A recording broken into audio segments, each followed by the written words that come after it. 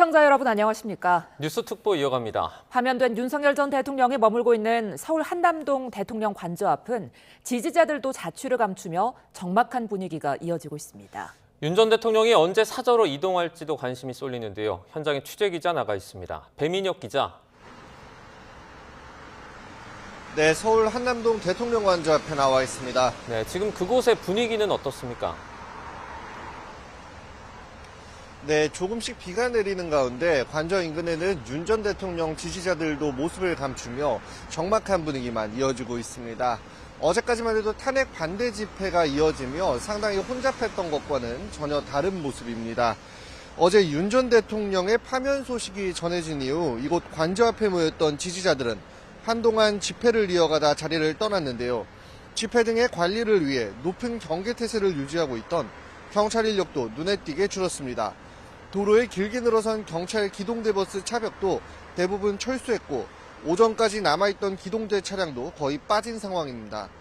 어제는 늦은 시간까지 간간히 일부 지지자들을 볼 수 있었지만 지금은 집회 무대 차량만 남아있고 인근에는 산발적으로 돌아다니는 지지자들도 볼 수 없습니다. 윤 전 대통령은 현직 대통령 신분이 아닌 만큼 이제 관저를 떠나 서울 서초동에 있는 사저로 옮겨야 하는데요. 그 시점에도 관심이 쏠립니다. 앞서 박근혜 전 대통령은 파면 이후 사흘째 되던 날 삼성동 사저로 복귀했는데요. 파면 이후에도 최장 10년 동안 경호처의 경호가 유지되는 만큼 윤 전 대통령은 서초동 사저의 경호 관련 조치 등을 완료한 뒤 거처를 옮길 것으로 보입니다. 일부에서는 다른 거처를 마련하거나 다음 주 초쯤 사저로 이동할 가능성이 언급되기도 하는데요. 관저 입구 앞 경비는 아직 유지되는 가운데 아직 경호처 차량이 줄지어 이동하는 등의 특별한 모습은 보이지 않습니다. 지금까지 서울 한남동 대통령 관저 앞에서 YTN 배민혁입니다. 윤석열 전 대통령이 파면되고 첫 주말인 오늘 서울 도심에서 대규모 집회가 이어지고 있는데요. 광화문 일대에서 대통령 파면을 축하하는 집회가 열리는데요. 인근에서 헌재의 탄핵 결정을 규탄하는 집회도 진행되고 있습니다. 현장에 있는 취재기자 연결합니다. 윤태인 기자. 네, 서울 광화문 광장 인근입니다. 네, 탄핵을 환영하는 집회가 열렸다고요? 네, 제 뒤로 경복궁과 그 앞에 설치된 무대 앞에 집회 참가자들이 모여있는 모습이 보이실 텐데요. 윤석열 전 대통령의 파면을 환영하는 집회가 오후 4시부터 시작됩니다. 대통령 퇴진을 외쳐온 시민단체 윤석열 즉각퇴진 사회대개혁 비상행동이 경복궁 동십자각에서 여는 집회는 2시간가량 진행될 것으로 보입니다. 또 마찬가지로 대통령 파면을 주장해온 시민단체 촛불행동도 시청역 7번 출구 앞부터 숭례문 앞 대로에서 비상행동과 같은 시각에 탄핵 환영 집회를 진행합니다. 이들은 집회에서 윤 전 대통령 파면을 시민의 승리로 규정하면서 내란 동조 세력을 청산하고 사회 대개혁을 이끌자고 주장할 예정입니다. 오늘 탄핵 환영 집회로 오후 4시부터 오후 6시까지 태평교차로에서 숭례문 방향으로 차량 통행이 제한되고 동십자각에서 정부 서울청사 방향도 저녁 8시 반까지 통행이 제한됩니다. 네, 인근에서는 윤 전 대통령 탄핵을 규탄하는 집회도 열리고 있다고요? 네, 그렇습니다. 광화문 동화면세점 앞부터 대한문 일대에서는 탄핵 규탄 집회가 열렸습니다. 오전부터 자리를 잡기 시작한 집회 참가자들은 저마다 우비를 입고 태극기를 든 채 구호를 외치고 있습니다. 오후 1시부터 사랑제일교회 전광훈 목사가 이끄는 대국본이 광화문 국민대회를 진행하고 있습니다. 참가자들은 윤석열 전 대통령의 파면 결정 이후 시민 불복종 투쟁을 전개해야 한다고 목소리를 높였는데요. 헌재 판결에 불복한다는 의미로 탄핵은 사기라는 구호를 외치고 있고 윤 전 대통령을 원래의 직무로 복귀시켜야 한다는 주장을 이어가고 있습니다. 오늘 대국본 집회로 세종대로 사거리에서 대한문 사이 구간이 오후 1시부터 저녁 7시까지 양방향 통제되고 있습니다. 지금까지 서울 광화문 광장 인근에서 YTN 윤태인입니다. 정치권은 잠시 숨고르기에 들어갔지만 날선 신경전은 이어졌습니다. 여론의 촉각을 곤두세우며 본격 조기 대선 체제 전환을 준비할 것으로 보이는데요. 국회 취재기자 연결합니다. 박정현 기자. 네, 국회입니다. 네, 국민의힘부터 살펴보겠습니다. 탄핵 심판 과정 내내 기각을 이 당론으로 내세웠던 국민의힘이었는데 선거 뒤에는 분위기가 어떻습니까? 네, 국민의힘으로선 정권 재창출 3년도 채 되지 않아 집권 여당으로서 지위도 상실하게 된 만큼 침통함을 감추지 못하는 분위기입니다. 탄핵 선고 직후 대국민 사과문을 발표한 뒤 국민의힘 지도부는 어제 오후 한남동 관저를 찾아 윤 전 대통령과 만났는데요.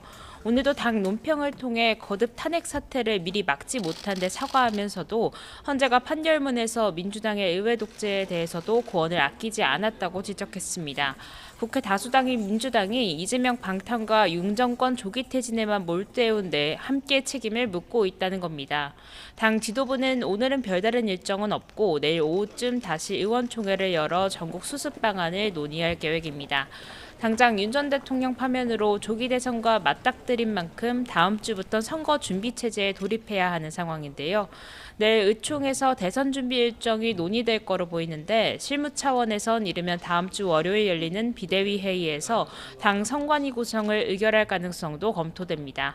보수 잠룡들도 조금씩 움직이고 있는데 홍준표 대구시장은 SNS에 글을 올려 치유의 시간은 하루면 족하다며 다음 주부터 본격적인 대선 준비에 돌입하겠다는 뜻을 밝혔고 이철우 경북도지사도 무너지는 나라를 보고만 있을 수는 없다며 출마 가능성을 열어뒀습니다.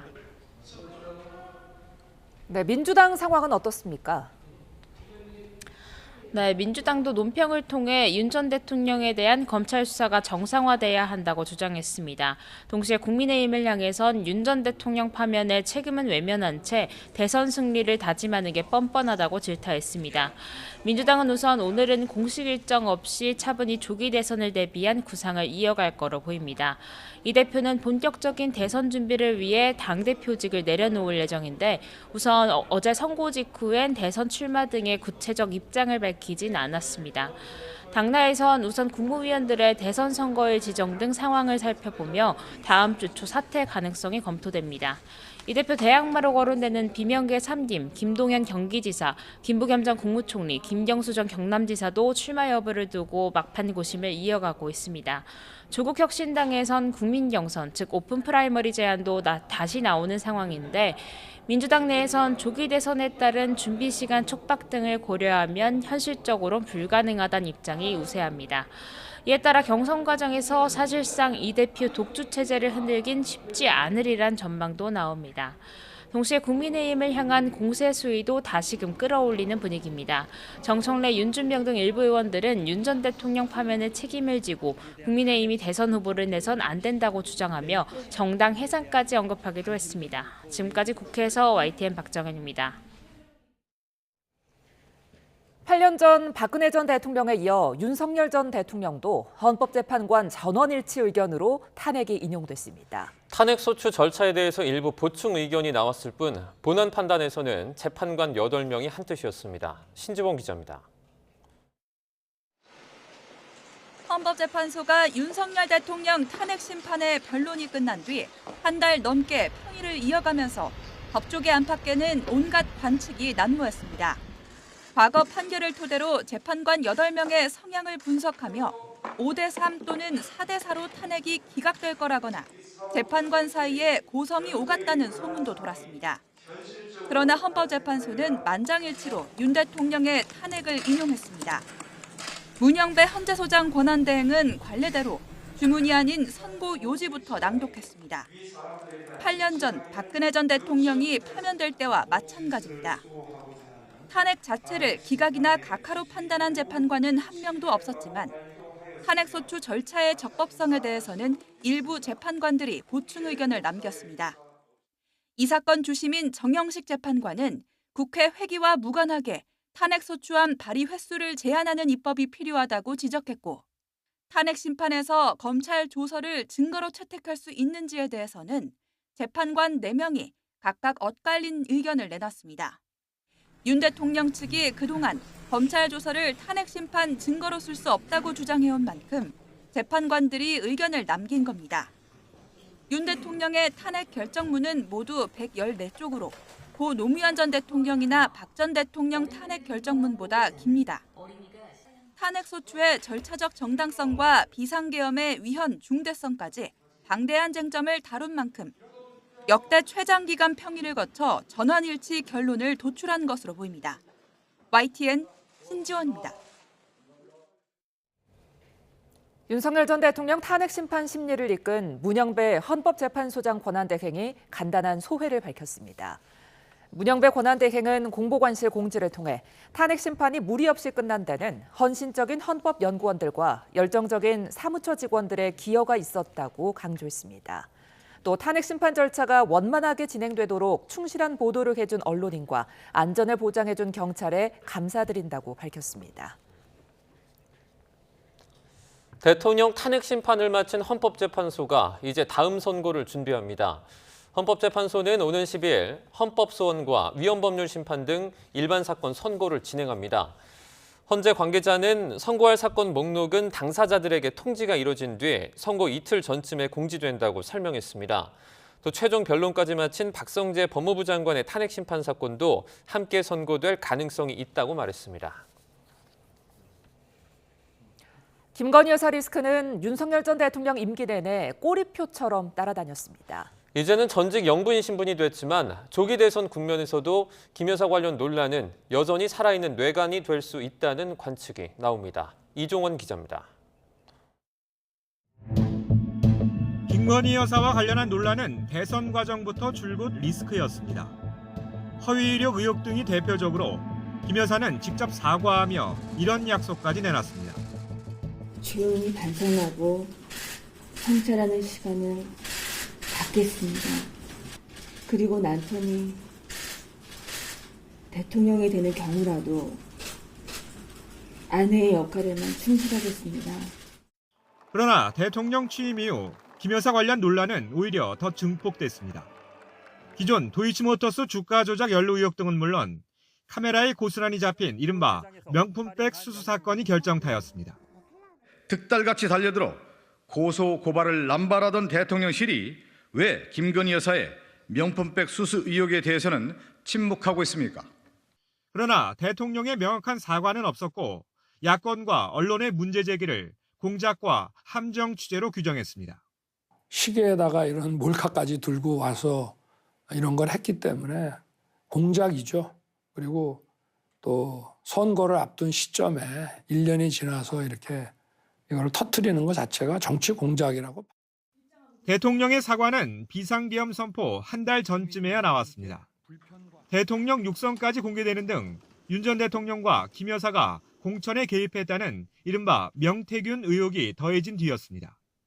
더 신중하게 매사에 처신을 해야 되는데 이렇게 국민들한테 걱정 끼쳐드린 그거는 무조건 잘못이라고 생각합니다.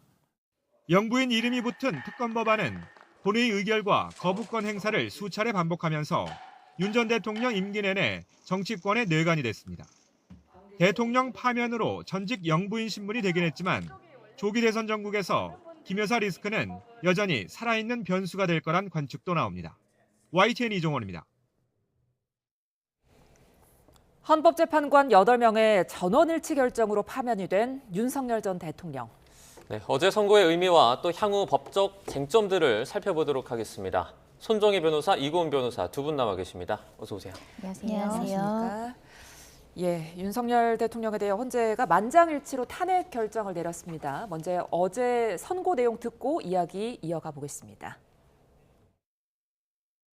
피청구인의 법 위반 행위가 헌법 질서에 미친 부정적 영향과 파급 효과가 중대하므로 피청구인을 파면함으로써 얻는 헌법 수호의 이익이 대통령 파면에 따르는 국가적 손실을 압도할 정도로 크다고 인정됩니다. 이에 재판관 전원의 일치된 의견으로 주문을 선고합니다. 탄핵 사건이므로 선고 시각을 확인하겠습니다. 지금 시각은 오전 11시 22분입니다. 주문, 피청구인 대통령 윤석열을 파면한다. 예, 파면함으로써 얻는 이익이 이에 따른 손실을 압도한다 이렇게 말을 했는데 어제 재판은 어떻게 보셨습니까? 그렇습니다. 결론이 엇갈릴 거라는 일각의 관측도 있었습니다. 재판관들 개별 성향마다 다르게 이제 의견이 나올 수 있다라는 예측과는 달리 전원일치가 나왔다는 것은 우리 사회의 보편적 가치를 헌정 질서 내에서 헌법재판관들의 지침을 내려줬다. 보편적 가치는 흔들리지 않는다는 것을 헌법재판관들이 확인을 시켜줬다라고 평가할 수 있을 것 같고요. 한마디로 헌법의 어떤 주요 핵심에 대한 교과서적인 판결이다라고 말씀드릴 수 있습니다. 민주주의의 원리라든가 대의제도의 필요성, 권력분리 그리고 권한이 남용됐을 때 우리 국가가 짊어져야 될 폐해와 관련해서 권한은 남용돼서는 안 된다. 자제해야 한다. 신중하게 행사해야 될 뿐만 아니라 비록 그것이 고유 권한이라고 하더라도 헌법과 법률이 정하는 절차와 관련된 요건을 충족하지 않았을 경우에는 대통령일지라도 사법심사의 대상이 되고 파면에 이를 정도이다라는 점을 천명을 함으로 인해서 앞으로의 대통령들에게도 경각심을 줄 뿐만 아니라 특히 국회의 어떤 대화 타협의 자세를 요구한 부분부터 우리 사회에 주는 경각심의 목소리가 굉장히 컸다라는 측면에서는 114페이지의 어떤 장대한 분량의 사실관계와 법리적인 판단이 있었는데 국민들에게도 시사하는 바가 있었고 국회에도 시사하는 바가 있었고 차후에 대통령한테도 시사하는 바가 있었던 만큼 굉장히 중요한 지침서 같은 판결이었다라고 생각을 합니다. 네. 어제 발표문 다들 읽어보셨겠지만 사실 일반인들도 이해하기 좀 쉬운 표현들이 들어있다는 평가가 많았거든요. 이거 좀 심혈을 기울여 쓴 거 아니냐? 이런 반응이 나오는데 어떻게 보세요? 네, 그렇습니다. 저도 헌재 결정문을 보면서 개인적으로 법조인 중 한 사람으로서 저는 참 감동적인 결정문이다라는 생각을 했는데요. 네. 그 이유가 이번 윤석열 대통령의 탄핵 심판의 결론을 두고 많은 국민들이 정말 밤잠을 설쳐가면서 어떤 결과가 나올까 참 많이 궁금해하셨습니다. 네. 그 많은 국민들이 법을 전공하지 않은 일반인들도 이해할 수 있도록 굉장히 쉬운 언어로 쓰여졌고요. 또 굉장히 감성적인 그런 문맥도 있었고 읽으면서 쉽게 납득이 되어지는 문장들로 구성됨으로써 그간 이제 헌재의 결정을 두고 궁금증을 자아냈던 국민들에게 충분히 알 권리가 보장될 수 있는 결정문이었다. 우리 국민들을 굉장히 배려한 결정문이었다라는 생각이 들었습니다. 네. 예. 자, 이렇게 모두가 이해할 수 있고 수용할 수 있는 어떤 허점이 없는 결정문을 쓰기 위해서 예상보다 늦어진 게 아니냐 이런 추측들도 나오던데 예상보다 늦어진 배경은 뭐라고 보세요?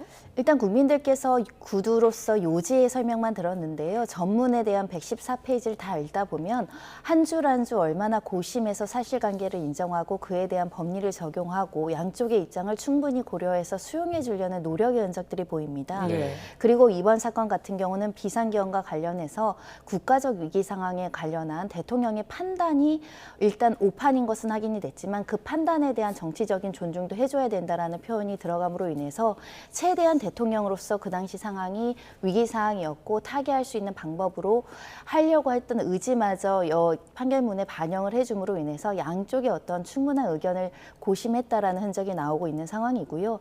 단순히 어떤 사실에 대해서 유무죄 판단을 한다거나 어떤 기본권을 침해했다 이 부분에 국한되는 것이 아니라 국회를 향해서라도 이 정부와의 어떤 그 태도, 그러니까 다수당으로서 이렇게 대화하지 않고 정치적 압박수단으로 탄핵소추권을 남용할 우려가 있는 부분까지 기재를 하는 상황에 이르렀기 때문에 재판관들 상호 간의 정치적인 문제에 대한 해석과 판단과 그에 대한 결정의 내용을 어떻게 할지에 대해서 굉장히 치열하게 고민하고 쓸 수밖에 없었던 상황이 아닐까 생각이 들고요. 예를 들면 민주당에서 법안으로 통해서 여러 가지 이제 입법을 한 부분과 관련해서 대통령이 이 부분에 대해서 굉장히 문제점을 지적하는 변론 요지가 있었는데 이 부분도 평가를 하면서 국회의 행위에 대한 구체적인 평가까지 들어가다 보니 굉장히 고심이 깊었다 이런 말씀을 드릴 수 있고요. 특히 피청구인 측이 굉장히 다투었던 사실관계를 인정하는 데 있어서도 사실 방대한 사실관계가 주장되어 있지만 다소 축약된 사실관계 누가 봐도 객관적으로 이 사실을 인정할 수 있을 것이다 라는 사실관계를 인정했거든요. 그 사실관계를 도출하는데 재판관 상호 간에 치열한 토의가 있었을 거라고 생각되는 바이고요. 일부 보충 의견이 있었는데 이 보충 의견을 둘러싸고도 상당 부분 서로 법리적인 공방을 했을 것으로 보이는 상황입니다. 계엄의 요건 관련된 얘기도 있었습니다. 실체적 요건, 절차적 요건 이런 얘기들이 나왔는데 일단 실체적 요건은 조금 미뤄두고 절차적인 요건 관련해서 중간에 내란죄 철회한 거 관련해서도 이번에 헌재에서 좀 정리를 해줬죠? 네, 그렇습니다. 그간 윤석열 전 대통령 측에서 주장 내용은 형법상의 이 내란죄에 해당한다라는 주장을 철회했기 때문에 다시금 국회의 의결이 필요함에도 불구하고 그러한 의결 절차를 거치지 않은 것이 그 자체로 부적법 각하 사유다라고 주장을 해왔습니다. 네. 그런데 현재에서는 이 부분에 대해서 이 형법상 내란죄의 혐의를 제외한다 하더라도 이 동일한 사실관계를 두고 이것이 헌법에 위배되는 행위인지 12월 3일에 있었던 이 일에 대해서 판단을 하는 것이기 때문에 기본적 사실관계가 동일하다라고 본 거거든요. 네. 따라서 이 적용법조 접조문 자체가 일부 빠진 것에 불과하기 때문에 이를 두고 어떤 부적법 각하 사유다 내지는 국회에 다시 의결이 필요할 정도의 사안이었다라고 평가할 수는 없다라고 봤고요. 또 한 가지의 쟁점은 또 윤 전 대통령 측에서 주장했던 것이 만약에 소추 사유에 내란죄 관련한 부분이 없었다면 의결 정도수를 못 채웠을 가능성도 있다. 그래서 이 발의했을 때 이런 부분들이 만약에 이 내란죄 혐의가 빠졌다면 이것에 찬성하는 사람이 좀 부족했을 가능성도 있다. 이런 부분들을 주장했지만 헌재에서는 이 모든 것은 가정적 주장에 불과하고 이를 입증할 수 있는 증거가 부족하기 때문에 이 내란죄 부분을 철회한 부분을 두고 문제가 있다라고 주장한 윤 전 대통령 측의 주장에 대해서는 전혀 받아들이지 않았습니다. 예, 네. 다만 이 검찰 조서 증거 채택을 두고는 재판과 4명의 의견이 조금 갈렸던 것 같은데 보충 의견이 있더라고요. 네, 그렇습니다. 보충 의견이 총 2갈래가 있었는데요. 지금 이제 말씀 주시는 것이 바로 이런 부분입니다. 형사소송법이 2020년도에 개정이 되면서 경찰뿐만 아니라 검사 작성 조서 같은 경우, 그러니까 나의 조서뿐만 아니라 공범의 이 검사 작성 조서의 경우에도 내가 형사 재판 단계에 이르러서 그 조서에 쓰여진 내용이 사실과 다릅니다라고 내용을 부인할 경우에는 형사재판에서는 증거로 쓰일 수가 없습니다.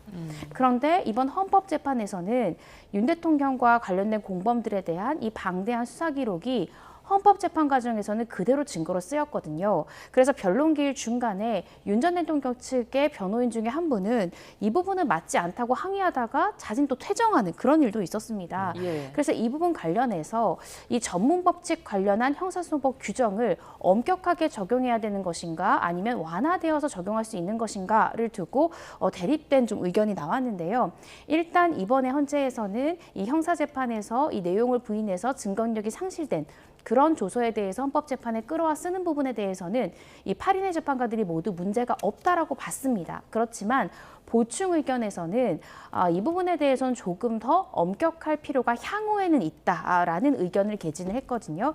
그 사유는 결국에 윤 대통령처럼 이 12월 3일에 있었던 비상계엄, 즉 동일한 사실관계를 두고 헌법재판 또 형사재판 이렇게 2개의 재판이 계속되는데 형사재판에서는 증거의 수준을 굉장히 높이 보고 헌법재판에서 그 허들을 낮게 할 경우에 같은 사실관계를 두고 두 재판의 결론이 다를 수 있다는 거죠. 예. 그러면 일반 국민들 입장에서는 사법부를 신뢰하기 어려울 수 있다. 같은 사실관계에 대한 이 법원 간의 판단이 다를 수 있기 때문에 이런 우려를 표명하면서 향후에는 형사소송법이 개정된 만큼 이 부분에 대해서 조금 더 엄격하게 적용되는 부분에 대해서 고심할 필요가 있다라는 보충 의견이 있었습니다. 네.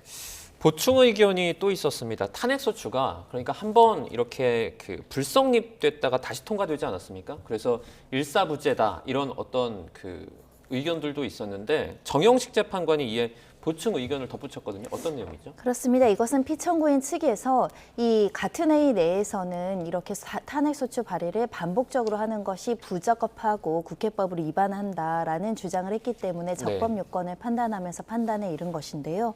일단 법정 의견인 다수 의견은 국회법은 부결된 안건을 같은 회기 중에 다시 발의할 수 없도록 규정하고 있을 뿐인데 윤 전 대통령 사건 같은 경우는 처음에는 부결됐다가 두 번째 가결되긴 했지만 같은 회기가 아니라 다른 회기, 그러니까 418회, 419회, 그러니 회기를 달리해서 탄핵소추 발의를 했기 때문에 이것은 적법하다 이렇게 판단을 한 것이고 이 소추권 남용으로 볼 만한 사정이 없는 한 이 헌법에서는 탄핵소추 발의의 횟수를 제한하지 않고 있기 때문에 반복적으로 이 탄핵소추를 결의한 절차 자체로 위반이라고 볼 수 없다라는 것이 다수 의견이라고 말씀드릴 수 있고요. 다만 재판관 1인인 경우에는 이런 경우에 탄핵소추를 반복적으로 발의해서 소위 말하면 말하면 회기 쪼개기 탄핵 소추를 하는 것은 이 대통령이 어떤 민주적 정당성이나 이런 것들에 비추어 봐서 적당하지 않다 이렇게 판단을 하면서 횟수를 제한하는 입법이 필요한 거 아니냐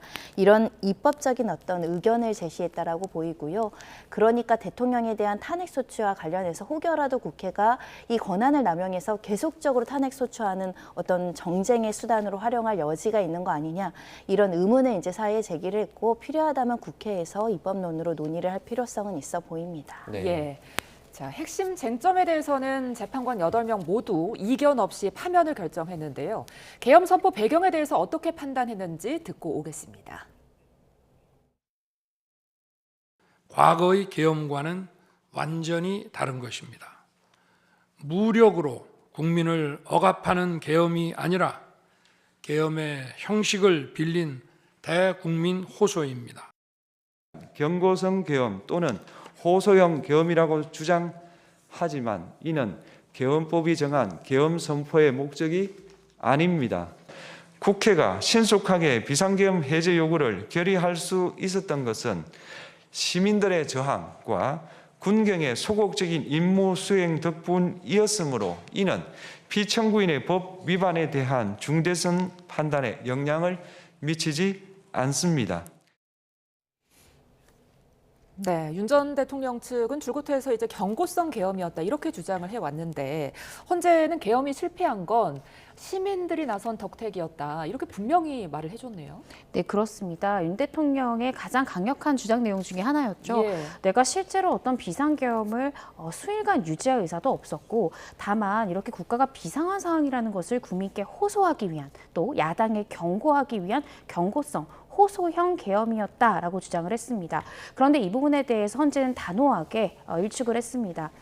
경고성 계엄 또 호소성의 계엄은 계엄법에서 이야기하고 있는 목적에 전혀 부합하지 않는다라고 이야기를 했고요. 네. 그리고 경고성이었고 호소형이었다면 단순히 선포에만 그쳤어야 되는데 실제로 지금 화면에서 보시는 것처럼 국회에 군까지 투입해서 실제적인 행위까지 나아갔기 때문에 이 경고성 계엄이었다라는 이 피청구인의 주장은 이유가 없다라고 판단했습니다. 그리고 국회에서 신속하게 이 위헌 위법한 비상계엄 사태가 종결될 수 있도록 해제 의결을 빠르게 할 수 있었던 것은 피청구인의 노력이 아니라 시민들의 저항권 그리고 군과 경의 소극적인 대처 덕분에 빠르게 이런 위헌 위법한 상황이 해제될 수 있었다라고 이야기함으로써 결국에 이 장기화된 이 비상계엄 그리고 이 탄핵 심판 이 과정에서 사실은 많은 국민들이 상처를 받기도 하고 또 상당 부분 피로감을 느끼고 있다고도 생각이 들거든요. 그런데 이러한 위헌 위법 상황이 짧은 시간 안에 마무리될 수 있었던 것은 바로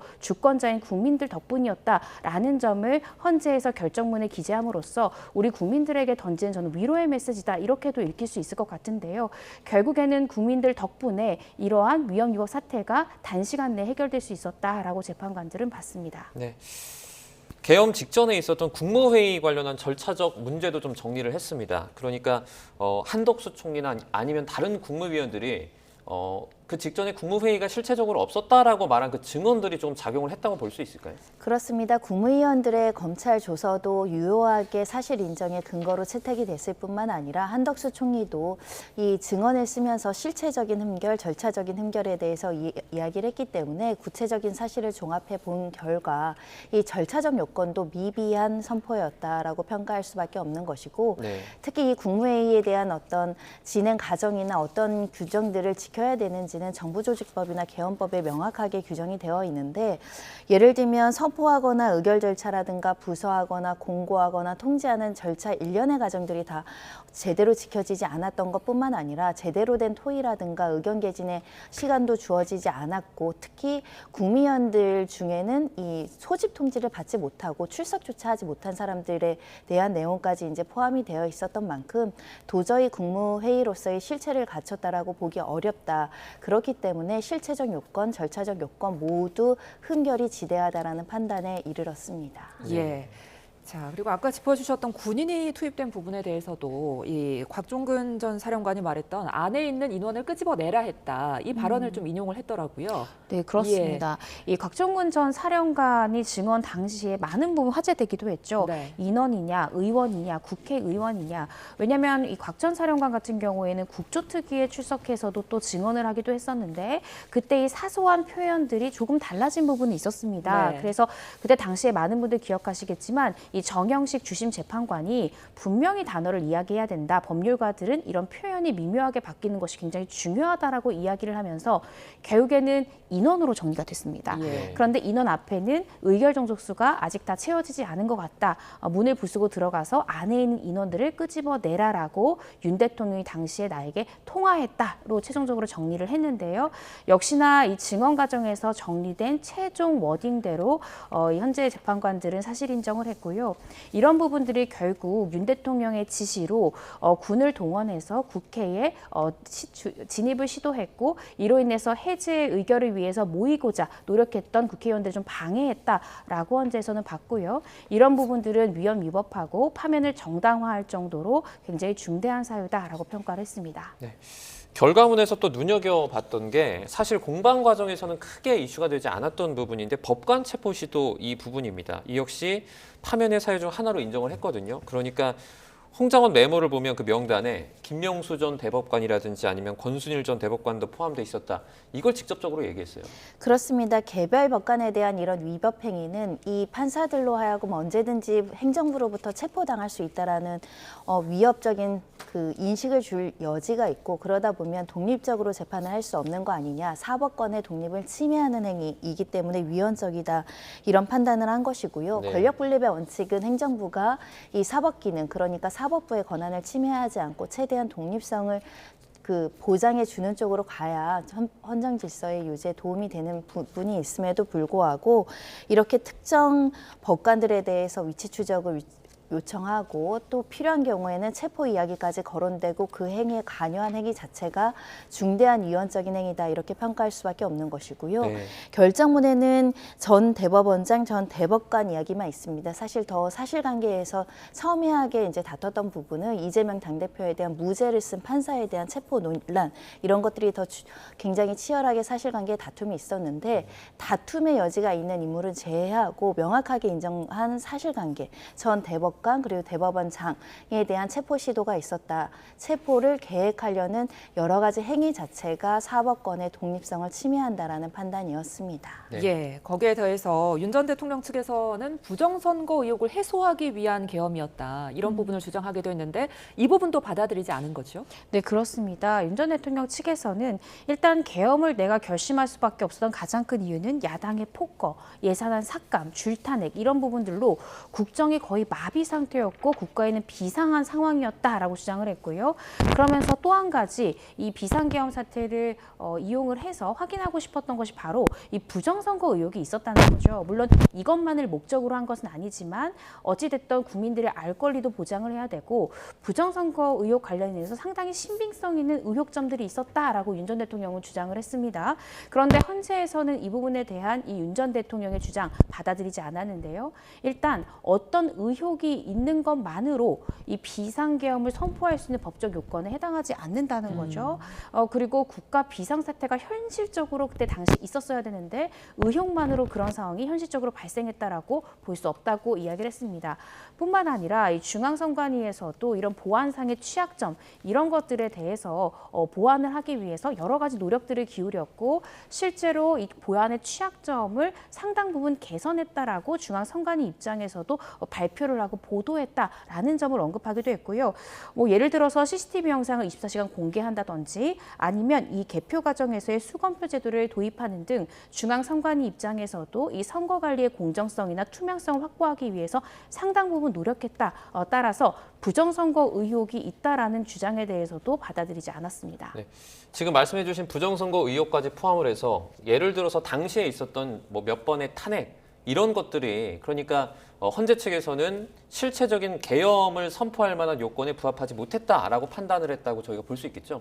그렇습니다. 한마디로 비상계엄의 선포 요건이라는 것은 치매의 현실화, 그 당시 시점에 그 위기 상태가 중대해야지 이 비상계엄이라는 비상조치권을 행사할 수 있는 것이고 단순히 자의적인 판단만으로는 할 수 없다라는 것을 이번에 명확히 했을 뿐만 아니라 네.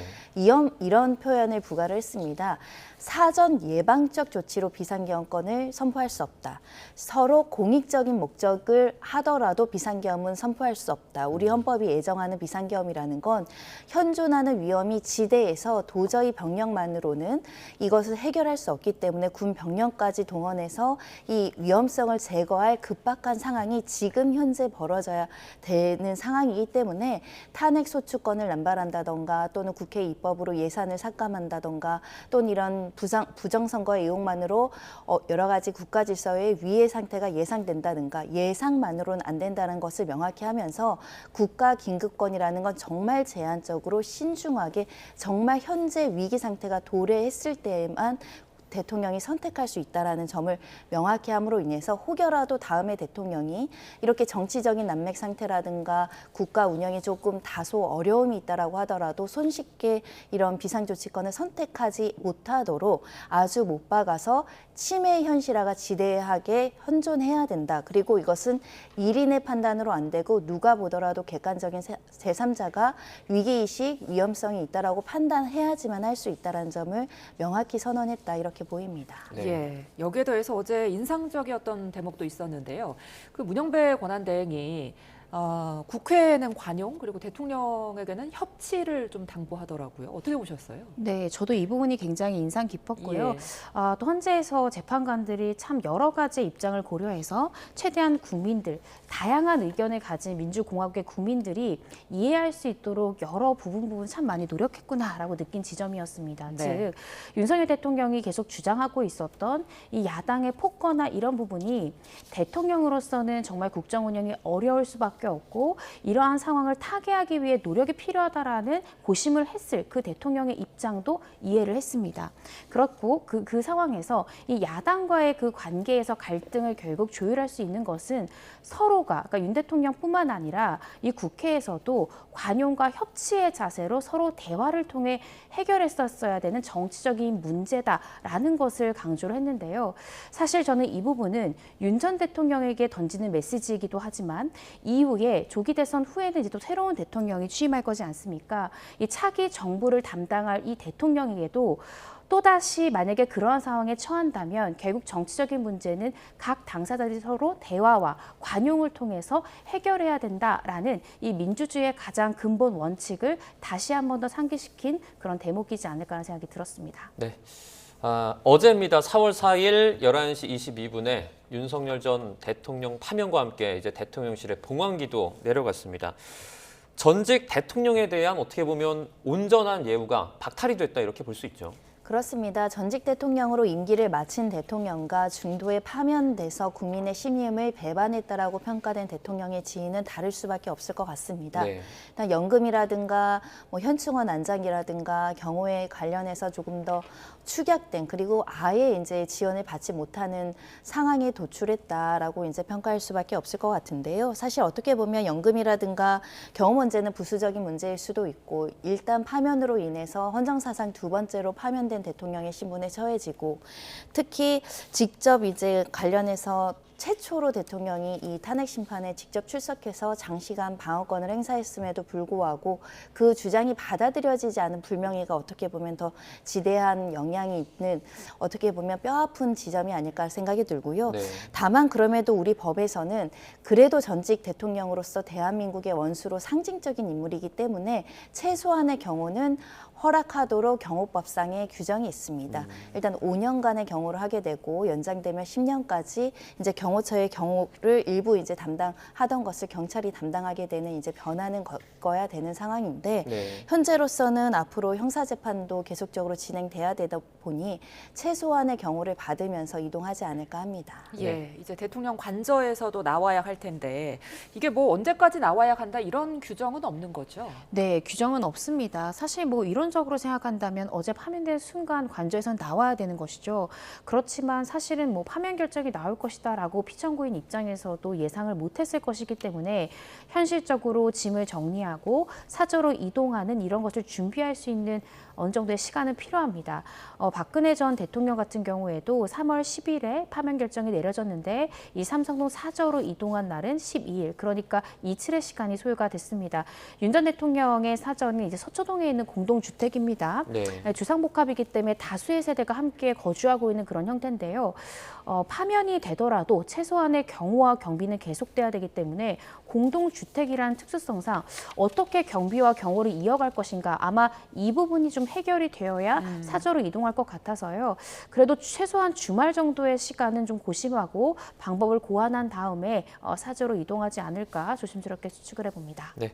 어제 선고 직후에 그러니까 윤 전 대통령 측의 그 대리인이 정치적이다 이런 불만을 좀 언급하기도 했고요. 그리고 탄핵 반대 지지자들이 국민 저항권을 또 언급하면서 대규모 집회를 예고하고 있습니다.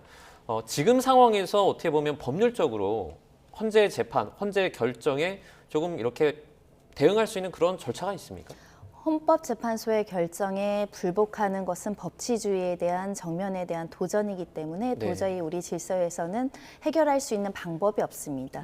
그렇기 때문에 헌정 질서에서 나온 결정문은 모든 국민이 따를 의무가 있는 것이지 이것을 내가 선택해서 따르고 안 따르고를 내 마음으로 결정할 수 있는 문제는 아니라는 점을 한번 말씀드리고 싶고요. 네. 그렇기 때문에 윤 전 대통령 측에서도 좀 더 강력하게 이 헌재 결정을 존중을 해야 된다라는 이야기를 해야 될 뿐만 아니라 이 결정을 하지 않음으로 인해서 또다시 사회적인 혼란이 야기되고 사회적인 비용이 들어간다고 한다면 그 역시도 사실 윤 전 대통령이 책임져야 되는 부분들이 있을 수 있습니다. 그런 차원에서 헌법재판소 결정에 다소 속상하고 다소 받아들이기 어려운 일부 국민들의 생각이 있다고 하더라도 8명의 재판관들이 본인의 이름을 두고 역사 앞에 쓴 한자 한자의 결정문이 이미 공개가 된 만큼 충분히 신뢰하고 존중할 필요가 있다는 점을 말씀드리고 싶습니다. 네. 네. 저도 한 가지 의견을 좀 보태고 예. 싶은데요. 사실 어제 헌재 결정이 나오기 전에 YTN에 저에게 이런 질문을 했습니다. 어떤 이제 여론조사를 해보니까 이 헌재 결정에 대해서 얼마나 신뢰하는가에 대해서 신뢰하지 않는다라고 응답한 국민들이, 그러니까 응답자의 40% 이상이 신뢰하지 않는다라는 그런 대답을 했다라는 거죠. 이 부분에 대해서 법률가로서 어떻게 생각하느냐라는 질문을 받았었는데요. 사실 어제 나왔던 그 결정을 통해서 우리가 분명히 알아야 될 것은 헌법재판관 그리고 법관들은 어떤 정치적인 색채가 아니라 결국 헌법과 법률 또 법률가로서의 양심에 따라서 판단한다는 점을 저는 분명히 확인시켜준 결정문이라는 생각이 듭니다. 네. 예. 그런데 정계에서는 어떤 헌법재판관들의 정치적 색채를 나누고 그런 정치적 성향으로 어떤 결정을 할 것이다라고 섣불리 예단한 부분이 있었거든요. 그런데 이러한 것들이 법관에 대한 존중을 떨어뜨리고 국민들에게 이러한 신뢰를 잃게 하는 저는 한 가지 중요한 부분이라고 생각이 듭니다. 그래서 어제의 결정을 통해서 결국 법치주의라는 것은 법관들이 어떤 정치적인 것이나 이념적인 것이 아니라 법에 따라서 양심에 따라서 판단한다라는 것을 분명히 깨닫게 하는 결정문이었고요. 따라서 이러한 법관들이나 사법부에 대한 존중이 조금은 더 강화되어야 되는 시점이 아닌가라는 생각을 합니다. 예, 어제 헌법재판소로부터 이제 파면 선고를 받은 만큼 이제 대통령직에서 내려와서 윤석열 전 대통령이 돼서 이제 자연인 신분으로 14일부터 내란죄 형사 재판을 받게 되는데요.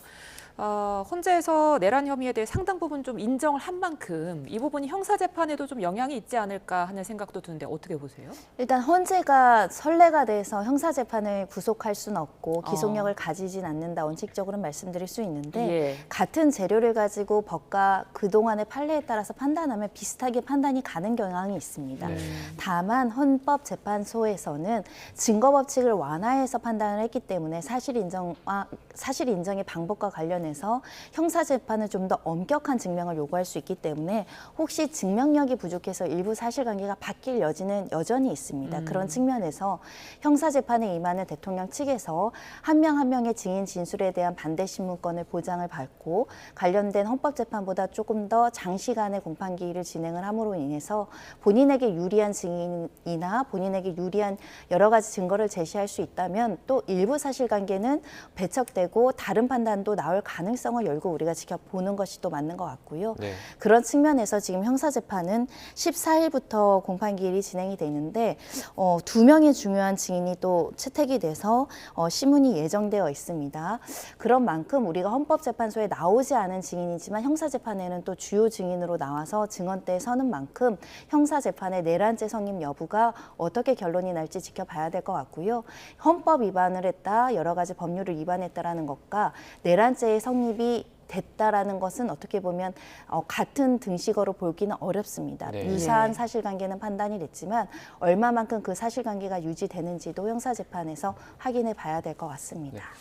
윤 전 대통령의 탄핵 심판과 형사 재판은 사실 별개의 재판이지만 윤 전 대통령이 파면이 되면서 불소추 특권을 잃게 됐잖아요. 네. 그래서 뭐 직권남용이라든지 다른 어떤 혐의로 뭐 고소가 또는 기소가 가능해지지 않았습니까? 좀 영향을 어떻게 보면 미칠 수 있다라고 볼 수 있지 않을까요? 이런 부분에서. 네, 그렇습니다. 지금 윤 대통령이 현재 형사 재판을 받고 있는 혐의는 내란 우두머리 혐의를 받고 있습니다.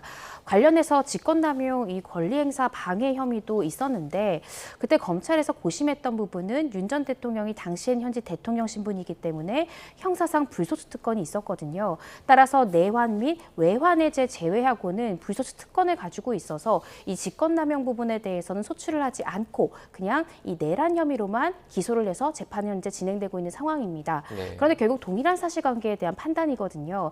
따라서 제가 조심스럽게 추측을 해보자면 아마 검찰에서는 조만간 직권남용 부분에 대해서 추가 기소를 할 가능성이 있고요. 그것이 빠르게 추가 기소가 돼야만 현재 윤 대통령 사건 형사재판이 지금 막 시작하는 초입이기 때문에 공판검사가 조금 빠르게 추가 기소를 해서 지금 현재 받고 있는 이 재판에 병합을 해야만 한 번에 심리할 수 있는 것이거든요. 이 부분은 피고인인 윤석열 전 대통령에게도 유리한 부분이기 때문에 아마 추가 기소가 조만간 이루어질 가능성이 높지 않을까 싶습니다. 네, 지금 현재 이제 윤 전 대통령이 불구속으로 재판을 받고 있는데 혹시 뭐 다시 구속이 될 가능성도 있습니까? 동일한 사실관계로 다시 구속되기는 어려울 것 같고요. 그런데 직권남용 부분에 대해서는 뭐 저희가 법률적으로 얘기하자면 추가 기소가 되는 부분이니 이 부분에 대해서 법률상 뭐 재구속이 아예 불가능한 것은 아니라고 보여집니다. 그렇지만 결국 동일한 사실관계를 두고 하는 것이고 또 같은 재판부에서 병합될 경우에 함께 판단할 가능성이 높기 때문에 12월 3일에 있었던 이 비상계엄 관련한 이 내란행위 관련해서는 아마 뭐 다시 재구속되기는 좀 어렵지 않을까 생각이 들고요. 네. 다만 윤 전 대통령, 뭐 윤 전 대통령 부부 이렇게 여러 가지 지금 수사가 제 생각에는 속도가 좀 빠르게 진행될 가능성이 높거든요. 네. 그래서 새로운 사건으로는 다시 구속될 가능성을 배제하기는 어렵습니다. 네. 지금 뭐 다른 의혹도 말씀을 해주셔서 검찰에서 지금 윤 전 대통령 부부의 공천 개입 의혹도 수사 중이지 않습니까? 김영선 전 의원, 명태균 씨 구속이 돼 있는 만큼 이와 관련한 어떤 이유로 구속영장을 청구한다든지 할 가능성도 있을까요? 가능성 열려 있습니다. 창원지검에서 수사하던 것을 관할 이송해서 지금 서울중앙지검으로 보낸 이유 중에 하나도 김건희 여사에 대한 소환조사가 불가피한 측면이 있고 네. 대통령에 대한 소환조사가 불가피한 측면이 있기 때문에 구체적인 사실관계와 그 연결고리를 찾고자 검찰에서 강도 높은 수사가 진행될 가능성이 매우 높습니다. 네. 특히 명태균 씨와 관련해서는 다소 공천을 개입할 만한 상황들을 추정해 볼 만한 대화 내역도 다수 언론을 통해서 공개되어 있는 상황이고 특히 통화 녹음이나 이런 것들을 소위 황금폰으로 제출한 것으로 알려지고 있는데 여기에 핵심적인 자료로서 윤 전 대통령과 김건희 여사가 공천 개입뿐만 아니라 여론조사 비용을 대납받거나 그를 빌미로 공천에 개입해서 청탁을 받은 사실이 알려진다라고 한다면 정치자금법이나 공직선거법 나아가서는 사전 수뢰 뇌물죄와 관련한 여러 가지 구체적인 혐의에 대한 대한 수사가 개시될 가능성이 높은 사건인 만큼 이 사건은 좀 지켜봐야 될 필요성이 있고요. 다만 검찰 측에서 얼마나 수사의 의지를 가지고 또 강력한 물증을 가지고 이 사건을 개시하느냐, 그게 이제 관건이 있지 않을까 합니다. 네. 예. 관련해서 윤 전 대통령 부부에 대한 소환 조사 가능성은 얼마나 보십니까? 저는 소환이 될 것이라고 봅니다. 왜냐하면 많은 국민들이 다 보도 내용으로 듣지 않으셨습니까? 이 명태균 씨와 윤석열 전 대통령 간의 이 김영선 전 의원의 공천 관련한 통화, 녹음 다 전 국민이 들었기 때문에 통화라는 것은 사실은 흔들리지 않은 물증이거든요. 따라서 피의자로서 당연히 소환 조사가 이루어져야 되고, 다만 이전에 있었던 이 김건희 여사 관련한 이 조사 방법이 일종의 특혜가 아니었냐, 왜 제3의 장소에서 소환해서 조사를 했느냐, 이 부분이 또 굉장히 논란이 됐었고요. 이후에 있었던 불기소 처분이 결국 이런 조사 특혜로 인한 것이 아니냐라는 어떻게 생각하면 불필요한 의혹들을 낳았습니다. 따라서 검찰에서는 이번에 통상적인 방법으로 검찰청으로 소환하는 방법으로 소환 조사를 하지 않을까 조심스럽게 추측을 해봅니다. 네. 예, 알겠습니다. 오늘 두 분 말씀 여기서 줄이겠습니다. 지금까지 손정혜, 이고은 변호사 두 분과 함께했습니다. 오늘 말씀 고맙습니다. 고맙습니다.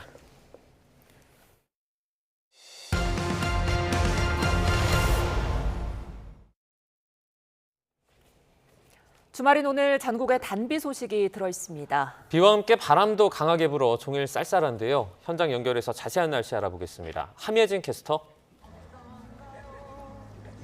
네, 불광천에 나와 있습니다. 네, 현재 보니까 서울은 비가 그친 것 같아요. 네, 그렇습니다. 비구름대가 동진하면서 현재 서울의 비는 소강 상태를 보이고 있는데요. 다만 한두 시간 뒤에는 또 다른 비구름대가 들어오면서 또다시 비가 내릴 것으로 보입니다. 포근했던 어제와 달리 오늘은 흐린 하늘 속 비가 이어지면서 서늘함이 감돌고 있는데요. 오늘 서울 기온은 8.5도에 머물면서 예년보다 7도가량 낮았습니다. 제가 나와 있는 불광천에는 봄꽃놀이 행사가 진행이 되고 있는데요. 오락가락 내리는 비로 인해서 시민들은 우비를 입고 즐거운 공연을 관람하고 있는 모습입니다. 오늘 봄비치고 꽤 많은 양의 비가 기록이 됐습니다. 공식 기록으로는 현재까지 경기도 파주시는 22.3mm, 강원도 철원은 20.9mm의 비가 쏟아졌습니다. 지형적인 영향을 받는 강원도 고성 향로봉은 비가 눈으로 바뀌어 내렸는데요. 20cm가 넘는 눈이 내려 쌓이면서 대설주의보가 발령 중입니다. 현재는 비구름대가 동진하며 경북 의석은 시간당 3mm 이상의 비가 내리고 있습니다. 앞으로 비는 더 내리다가 밤이면 대부분 그치겠는데요. 다만 내일 새벽까지 강원도에는 비와 눈이 이어지는 곳이 있겠습니다. 예상되는 비의 양은 영서와 충청에 5에서 20mm, 그 밖의 지역은 5에서 10mm 정도가 되겠습니다. 건조함을 달래준 단비가 내리며 당분간 산불 걱정은 조금 덜어냈습니다. 그제와 어제 고비 사막과 내몽골 고원에서 발원한 황사 일부가 내리는 비와 섞여 내리는 곳도 있겠는데요. 비가 그친 뒤 대기 하층 기류에 따라 밤에 수도권과 충남은 일시적으로 나쁨 수준일 것으로 예상됩니다. 또 오늘 밤에는 스모그도 유입될 것으로 보이는데요. 대기질은 크게 나쁘지 않겠습니다. 내일 아침 기온 오늘보다 조금 낮게 출발하겠습니다. 서울 6도, 대전 5도, 울산 5도가 예상됩니다. 비바람이 불며 쌀쌀했던 오늘과 달리 내일은 오후부터 맑은 하늘이 드러나겠습니다. 서울 16도, 광주 18도, 대구 20도가 예상됩니다.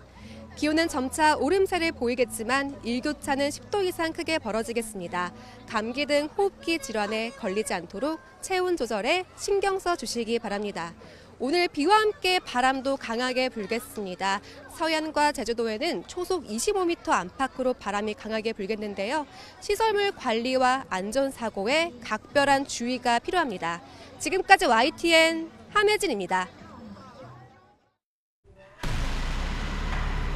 저는 파렴치한 종북 반국가 세력들을 일거에 척결하고 자유 헌정 질서를 지키기 위해 비상계엄을 선포합니다.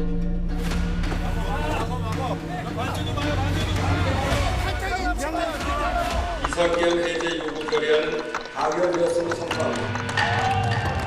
국회의 요구를 수용하여 계엄을 해제할 것입니다.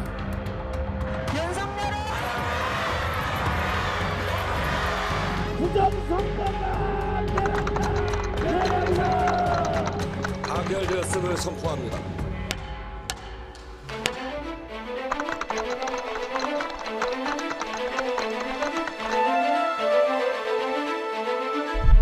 비상계엄은 범죄가 아니고 국가 위기를 극복하기 위한 대통령의 합법적 권한 행사입니다.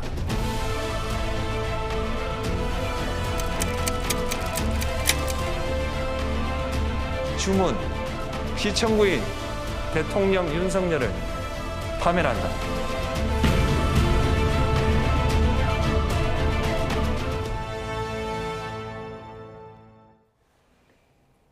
헌법재판소가 윤 전 대통령 파면 선고를 내리면서 경고성 계엄이란 존재할 수 없다고 판시했습니다. 또 윤 전 대통령의 비상계엄 선포가 실체적, 절차적 요건을 위반했다고 못 박았습니다. 김태원 기자입니다. 윤석열 대통령은 비상계엄 선포가 야당의 탄핵 남발과 대규모 예산 삭감, 부정선거 의혹 등 망국적 위기 때문이었다고 강조해왔습니다. 하지만 헌법재판소는 이런 문제로 국정 운영에 지장이 초래됐다고 해도 국가긴급권을 발동할 비상사태는 아니었다고 봤습니다. 정치적, 제도적, 사법적 수단을 통하여 해결하여야 할 문제이지 병력을 동원하여 해결할 수 있는 것이 아닙니다.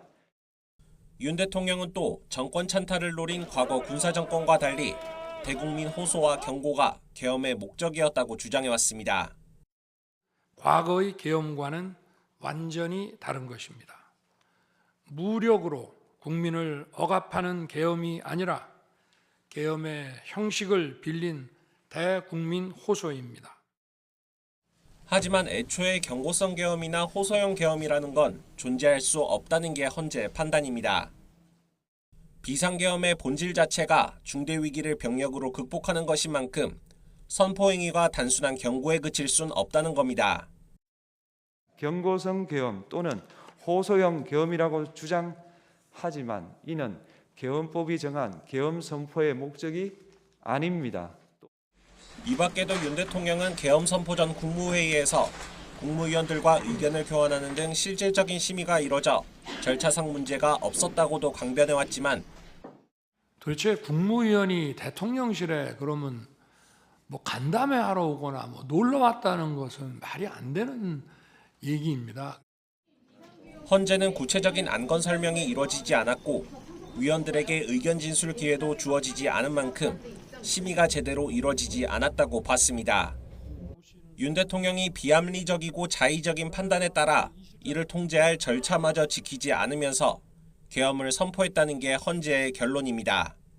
YTN 김태원입니다.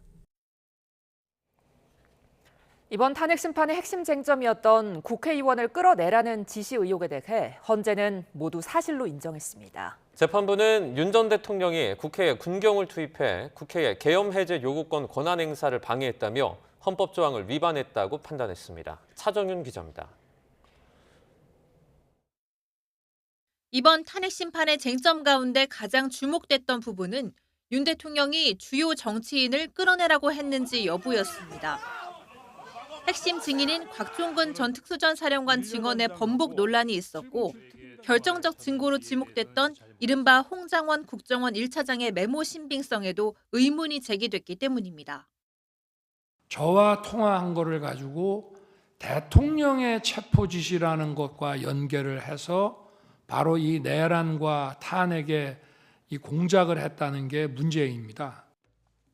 하지만 재판부는 윤 대통령이 계엄 해제를 위한 국회 표결 행사를 막기 위해 정치적 목적으로 군과 경찰을 투입했다고 봤습니다. 국회의 군경 투입은 질서 유지를 위한 것이었다는 대통령 측의 주장을 받아들이지 않은 겁니다.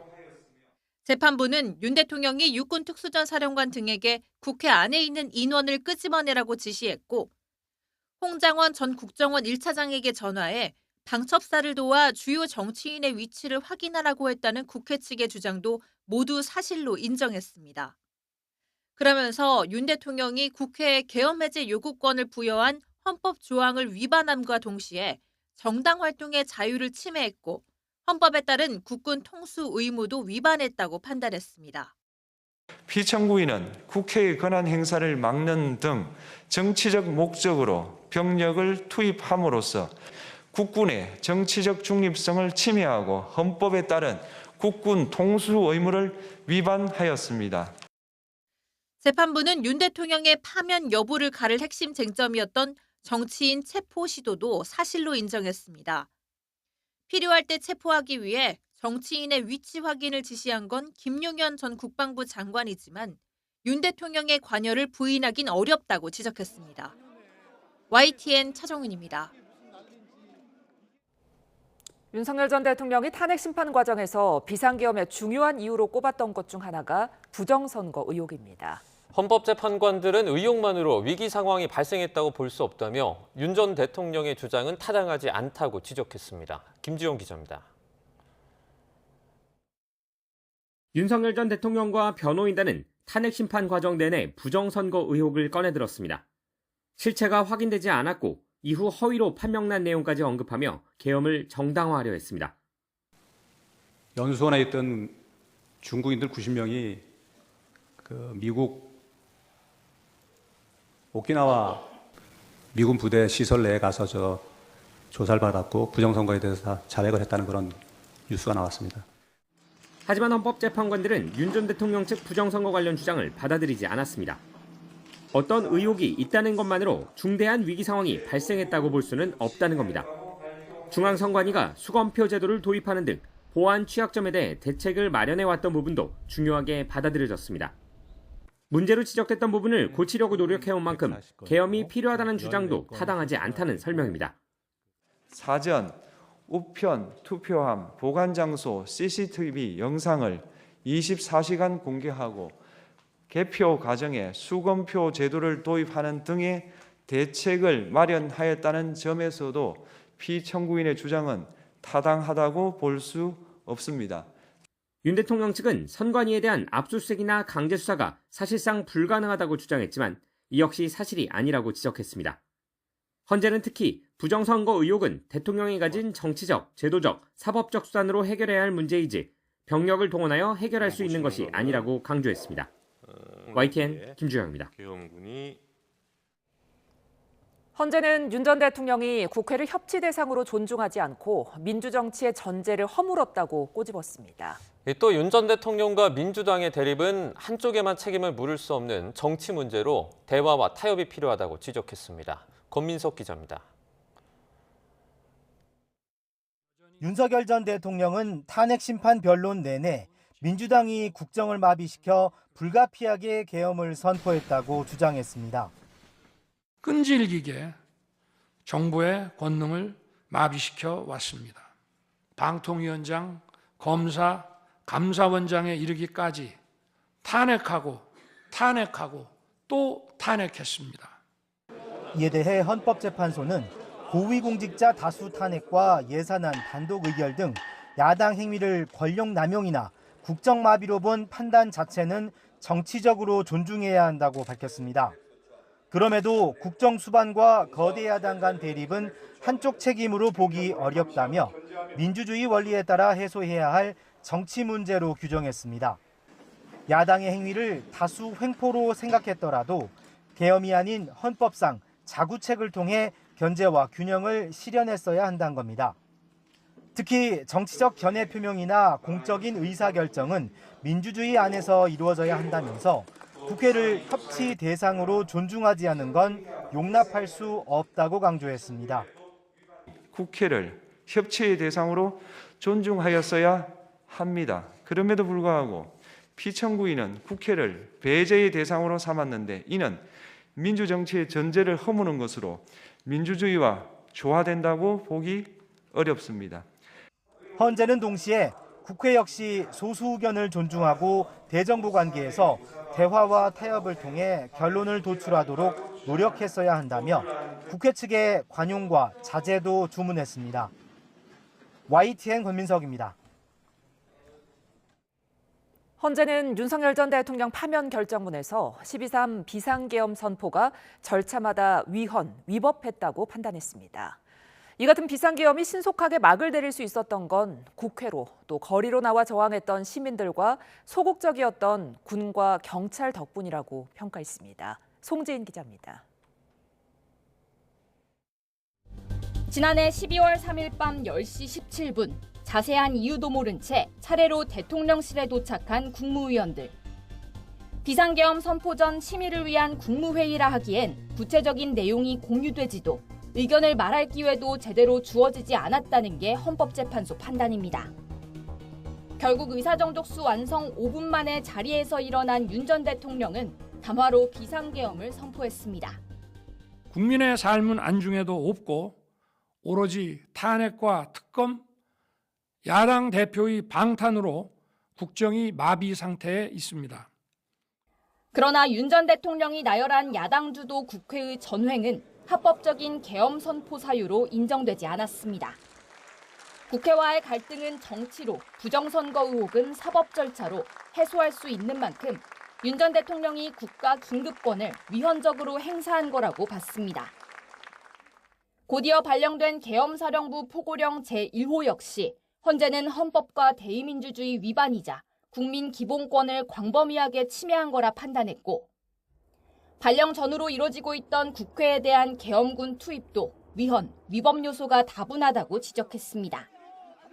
특히 윤 전 대통령이 곽종근 전 육군특전사령관에게 문을 부수고 들어가 안에 있는 인원들을 끄집어내라고 지시했다고 결정문에 적시하면서 국회의 계엄 해제 요구권, 국회의원 심의, 표결권, 불체포 특권을 침해한 거라고 강조했습니다.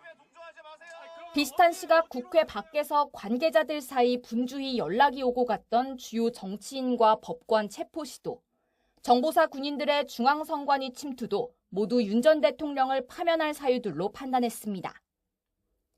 4일 새벽 1시 2분 국회가 비상계엄 해제 결의안을 가결하면서 모두 흐지부지된 비상계엄 절차들. 윤 전 대통령 측은 이를 근거로 결과적으로 아무 피해도 없지 않았냐고 외쳐왔지만 헌재의 평가는 전혀 달랐습니다. 국회가 신속하게 비상계엄 해제 요구를 결의할 수 있었던 것은 시민들의 저항과 군경의 소극적인 임무 수행 덕분이었으므로 이는 피청구인의 법 위반에 대한 중대성 판단에 영향을 미치지 않습니다. YTN 송재인입니다. 대통령 파면 결정을 내린 헌법재판소가 다음 주 8인 재판관 체제 마지막 선고를 준비합니다. 박성재 법무부 장관 탄핵 심판 사건도 선고될 가능성이 있어 주목됩니다. 김승환 기자입니다. 지난해 12월 31일 최상목 대통령 권한대행이 정계선 조한창 재판관에 대한 임명안을 제거하면서 헌재 8인 체제가 꾸려졌습니다. 헌법재판소는 이진숙 방송통신위원장, 최재해 감사원장, 한덕수 총리에 이어 윤석열 대통령 탄핵 사건까지 처리하며 숨가쁘게 달려왔습니다.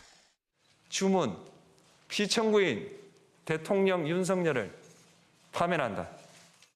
문영배 헌재소장 권한대행은 탄핵 심판이 무리 없이 끝났다며 언론인과 경찰에 고마움을 표하면서 이 과정에서 헌법연구관과 사무처 직원들의 기여가 있었다고 소회를 밝혔습니다.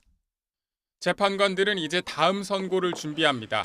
오는 10일 헌법소원과 위헌법률심판 등 일반 사건 선고를 진행하는데 헌재 관계자는 선고 사건 목록이 당사자들에 통지되고 선고 이틀 전쯤 공지된다고 설명했습니다.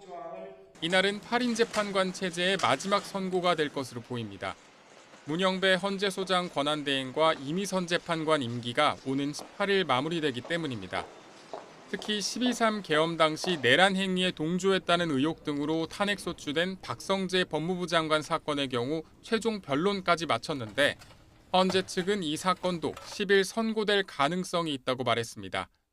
본건 탄핵 소추는 오로지 법무부 장관의 직무정지를 목적으로 이루어진 국회의 권한 남용입니다. 지난해 12월 14일 윤 전 대통령 탄핵소추안이 국회에서 가결된 뒤 111일 동안 재판에만 몰두해온 헌법재판관들은 주말 동안 짧은 휴식에 들어갔습니다. YTN 김승환입니다. 윤석열 전 대통령은 2년 10개월 전 자유를 기치로 내걸고 취임했지만 비상계엄 선포로 결국 탄핵이 돼 불명예 퇴진하게 됐습니다. 취임부터 탄핵 선고까지 1060일의 주요 기록을 한동호 기자가 정리했습니다. 지난 2022년 5월 10일 윤석열 대통령은 번영과 평화로 국민의 자유를 확대하겠다며 제20대 대통령에 취임했습니다. 자유민주주의와 시장 경제 체제를 기반으로 국민이 진정한 주인인 나라로 재건하고 취임 직후부터 한미동맹 강화 등 외교안보 행보에 나섰지만 미국 방문 중 이른바 바이든 날리면 논란으로 일부 언론과 갈등을 빚기 시작했습니다. 승인 안 해주고 날리면 쪽팔려서. 이준석 당시 국민의힘 대표를 징계하는 과정에서 당내 분란이 일고 정부의 이태원 참사 부실 대응 논란 등이 겹치며 취임 첫 해 지지율은 20%대까지 떨어졌습니다. 연금과 의료, 교육, 노동의 저출생까지 이른바 4+1 개혁의 드라이브를 걸며 정책으로 반등을 시도했지만 21대 총선에서의 여당 참패로 국정 동력은 좀처럼 회복하지 못했습니다. 더욱 거대해진 야당은 해병대원 순직 사건 외압 의혹과 김건희 여사 명품 가방 수수 의혹 등에 대한 특검법 발의, 여기에다 행안부 장관과 방통위원장 등을 줄타넥하며 공세를 이어갔습니다. 윤 대통령은 대화나 타협 대신 거부권으로 맞섰고 극한의 대치 속에 협치는 길을 잃었습니다. 여기에 명태균 공천 개입 의혹과 관련한 육성 통화 녹음이 공개되자 윤 대통령은 기자회견을 열고 부인했지만 지지율은 10%대까지 떨어졌습니다. 당에서 진행하는 공천을 가지고 제가 왈가불가할 수도 없고. 결국 정치적 최대 위기 속 비상계엄이라는 정치적 승부수를 띄웠지만 국회에서 탄핵소추안이 가결되며 직무가 정지됐고 화상 초유의 현직 대통령 체포와 구속으로 이어졌습니다. 저는 마지막 순간까지 국민 여러분과 함께 싸우겠습니다. 탄핵 심판 변론과 옥중 메시지 등을 통해 계엄의 정당성을 거듭 강변했던 윤 대통령. 헌재 선고에 따라 2년 10개월 임기를 마감하고 검찰 수사를 앞두게 됐습니다. YTN 한동우입니다. 윤 전 대통령은 검사 시절 국정농단 사건을 맡으며 당시 정권 교체의 주역으로 떠올랐습니다. 단시간에 정치권의 중심으로 진입하며 별의 순간을 잡았지만 임기 3년을 채 넘기지 못하고 물러서기도 했습니다. 박정현 기자입니다. 윤석열이란 이름이 알려진 건 지난 2013년 국정원 댓글 조작 사건 수사 당시 외압 의혹을 폭로하면서부터입니다.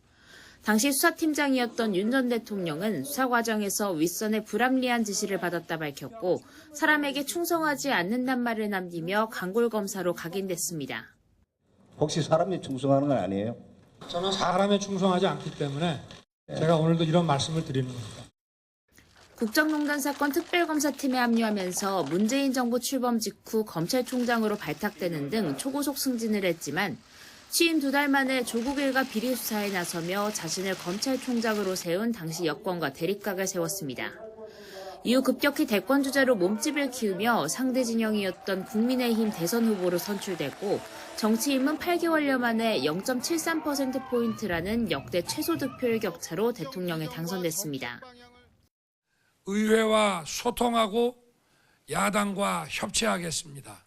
집권 뒤엔 줄곧 김건희 여사를 둘러싼 각종 의혹들이 발목을 잡으며 순탄치 않은 시간을 보냈습니다. 임기 내 이어진 여소야대 국면 속 거야의 입법 드라이브에 가장 많은 25번의 제2요구권을 행사했고 비상계엄 선포로 극한 대치 전국에 정점을 찍었습니다.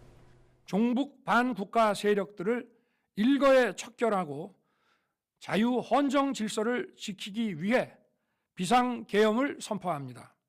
결국 현직 대통령으로선 처음 구속 기소됐지만 탄핵 심판에 매번 직접 출석하며 앞서 탄핵 소추로 직무가 정지됐던 대통령들과는 다른 모습을 보였습니다. 적극적인 자기 변호로 탄핵 소추 뒤에도 내내 전국의 중심에 서려 했고 결국 법원의 구속 취소 결정으로 구급 50여일 만에 석방되기도 했습니다. 12.3 비상계엄은 거대 야당의 입법 폭거에 맞선 정당한 행위라 반박했던 윤 전 대통령.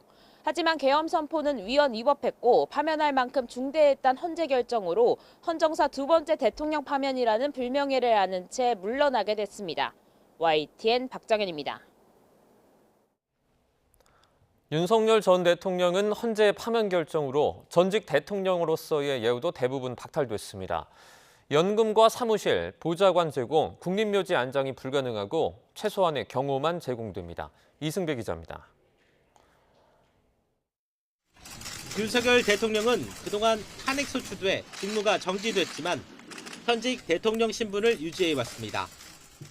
많은 국가 기밀 정보를 다루는 대통령으로서 재판관님들께 모두 설명드릴 수 없는 그러나 헌재가 탄핵을 인용해 파면하면서 즉시 대통령 자리에서 내려오는 건 물론 전직 대통령에게 제공되는 각종 예우도 사라졌습니다. 전직 대통령에게는 지급 당시 대통령 보수 연액의 95% 수준의 연금이 지급됩니다. 올해 기준 대통령 연봉은 2억 6,200여만 원, 전직 대통령에게는 2억 4천여만 원, 한 달 평균 2,078만 원 정도 연금이 지급되는 셈인데 윤 대통령은 받을 수 없게 됐습니다. 또 민간단체 등이 전직 대통령 기념사업을 할 경우 국고로 지원하고 전직 대통령이 사망할 경우 국립묘지에 안장되는데 이 기회도 잃게 됐습니다.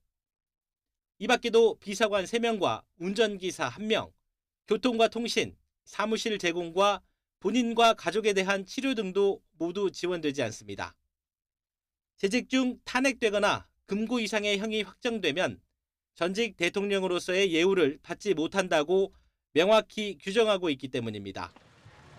이명박 전 대통령은 징역형 확정으로, 박근혜 전 대통령은 탄핵으로 제외돼 문재인 전 대통령만이 전직 대통령으로서의 혜택을 누리고 있습니다. 다만 다른 예우는 모두 박탈해도 필요한 기간에 경호 경비는 제외한다고 규정돼 있어 경호와 경비 인력은 유지됩니다. 탄핵 절차 중반쯤 윤 대통령 하야설이 제기되기도 했는데 스스로 물러날 경우 전직 대통령으로서의 예우는 모두 받을 수 있다는 차이가 있습니다. YTN 이승배입니다. 헌정사상 2번째 맞게 된 현직 대통령 파면에 정치권에선 개헌이 화두가 될 거란 관측도 나옵니다. 대통령의 권한이 집중되는 구조를 탈피하자는 건데 8년 전과는 달리 실현될 수 있을지 주목됩니다. 김다영 기자입니다. 8년 전 박근혜 전 대통령이 파면됐을 때도 헌법 개정이 화두였습니다. 범보수 정당은 대통령의 국정농단으로 제왕적 대통령제의 폐해를 느끼지 않았느냐며 대선 전 개헌을 고리로 공동전선을 펼친 뒤 민주당을 압박했습니다. 지금의 권력 구조로는 불행한 역사가 계속될 수밖에 없고 다음에 취임할 대통령도 역시 예외가 될 수 없습니다. 차기 대통령 선거를 2022년 전국 동시 지방선거와 동시에 치르게 하여 이때부터 적용하는 것이 타당하다고 생각합니다. 대통령이 정책이나 인사, 나아가 정치 보복까지 주도한다는 의혹까지 제기되는 등 무소불위의 권력 행사를 뜯어 고쳐야 한다는 목소리는 늘 있었습니다. 지난 1987년 체제 이후 노태우, 김영삼, 김대중, 노무현, 이명박, 박근혜, 문재인, 윤석열 등 8명의 대통령은 모두 실천을 하지 않았습니다. 대부분 정권 교체 이후 고강도 수사를 받거나 무리한 권력 행사의 반작용으로 탄핵 소추를 당했고 극단적 선택을 한 비극도 있습니다. 8년 만에 대통령 파면으로 개헌이 다시 최대 화두로 떠오를 거로 보이는데 불을 붙이고 있는 건 이번에도 역시 여당 자리를 내놓게 된 쪽입니다. 4년 중임제와 더불어 임기를 3년으로 줄이고 오는 2028년에 대선과 총선을 함께 치르자는 구상이 우세한데 일부는 국회 권한 축소에 방점을 찍기도 합니다. 반면 야권의 유력한 대선 주자인 이재명 대표는 아직까진 개헌 논의에 신중한 입장입니다. 지금까지 개헌이 이뤄지지 않은 이유는 대부분의 유력 대선 후보들이 현행 대통령제가 유지되길 바라기 때문이란 지적도 적지 않습니다. 매번 군불만 떼는 정치권의 개헌 논의에 이번에도 실현 가능성에 물음표가 붙는데 추후 논의 흐름에 주목해야 한다는 관측도 나옵니다. YTN 김다현입니다. 전 세계 주요 외신들도 윤 전 대통령 파면 결정을 뉴스 홈페이지 라이브 창을 개설하고 긴급 뉴스로 신속하게 타전했습니다. 한국 민주주의에서 중요한 순간이란 평가와 함께 검사 출신 대통령의 몰락 과정을 자세히 짚었습니다. 정유신 기자입니다. 한국헌법재판소 결정에 촉각을 곤두세우고 있던 외신들도 윤석열 전 대통령의 파면 결정이 나오자 일제히 신속히 보도했습니다. 미국 뉴욕타임스는 미국의 핵심 동맹국에서 민주주의 안전장치의 시험대를 넘어 새로운 지도자를 선출할 길이 열렸다고 평가했습니다. 영국 BBC와 가디언 등은 홈페이지 메인 화면에 라이브 페이지를 만들어 자세히 보도했습니다. 대형 스크린으로 선거를 지켜보던 시민들이 월드컵 결승골이 터진 것처럼 환호했다고 분위기를 전했습니다. 특히 고집세고 성격 급한 윤석열 몰락이란 제목의 기사에서 검사 출신 대통령으로 당선된 뒤 비상계엄과 파면까지 과정을 집중 조명했습니다. 가디언지는 계엄 선포로 촉발된 한국인들의 공포가 윤 전 대통령 파면으로 해소됐다고 평가했습니다. 이어 역사적인 헌재 결정으로 한국 민주주의의 중요한 순간으로 기억될 것이라고 의미를 부여했습니다. 미국 CNN도 윤 전 대통령이 계엄령을 선포하는 대담한 도박에 나섰다가 실패하면서 사실상 정치 생명이 끝났다고 지적했습니다. 또 아메리칸 파이를 불렀던 보수 성향 대통령으로 한때 미 국빈 만찬에서 한미 동맹을 과시하기도 했지만 최단 임기 선출직 대통령이란 오명으로 남게 됐다고 전했습니다. So he is done being president effective immediately. And as for what happens now, there's going to be an election within 60 days to pick a new president. 하지만 외신들은 윤 대통령 파면 이후에도 정치적 혼란이 쉽게 해소되지 않을 것으로 내다봤습니다. AP통신은 전문가들을 인용해 윤 전 대통령 지지자들 시위가 격화되는 등 국가적 분열이 계속될 것으로 보인다고 전했습니다. 워싱턴 포스트는 윤 전 대통령의 짧은 정치 경력이 끝났지만 지난 수개월간 한국이 겪은 혼란의 끝은 아닐 것이라고 내다봤습니다.